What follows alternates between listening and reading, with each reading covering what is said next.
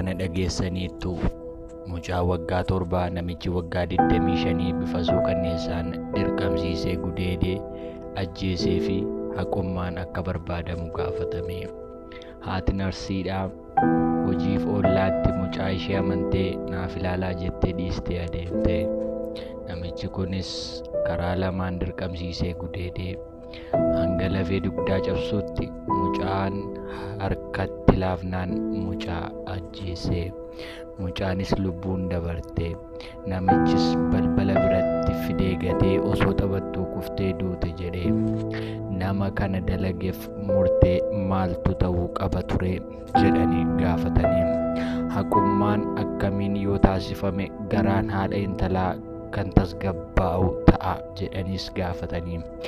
Itoophiyaa biyya yakki akkasii irratti raawwatame yakkamaatti waggaa 25 murteessuun mana hidhaatti qallabbii jedhamees beeksifameera. Garuu immoo ministeerichi yakka suukanneessaa Gaammee Heeven irratti raawwate ilaalchisee murtoo kenname irratti qooda fudhattoota waliin kan hojjetu ta'uu ibsee.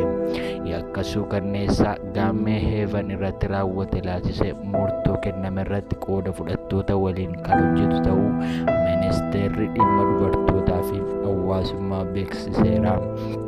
Ministeerichi mirga daa'immanii kabachiisuuf qaamolee dhimmi ilaallatu waliin qindoominaan kan hojjetu ta'uu ibseera.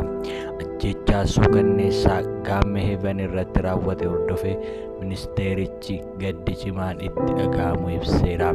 Haleellaan suukanneessaa daa'imman irratti raawwatu cimsee kan balaaleffatu ta'uu himeera. Yakkicha hordofee murtoo kenname irratti haala oliyyannoon itti gaafatamu irratti qaamoleen haqaa fi qooda fudhattoota waliin qindoominaan kan hojjetu ta'uu mirkaneesseera. Daa'imni tun erga gudeedamtee booda lubbuun ishee akka darbu taasifamu kan yaadatamudha. Yakkicha ilaalchisee murtoo hin madaalamne kennameera jedhamuun komiin guddaa kaafameera. Kabajamtoota daawwattoota keenya oduun har'aaf qabanne gara fuula dura keessaniitti dhufne kanuma. Waan nu dhaggeeffataniif galatooma. Follow, like, share, subscribe gochuu hin dagatina. Galatooma.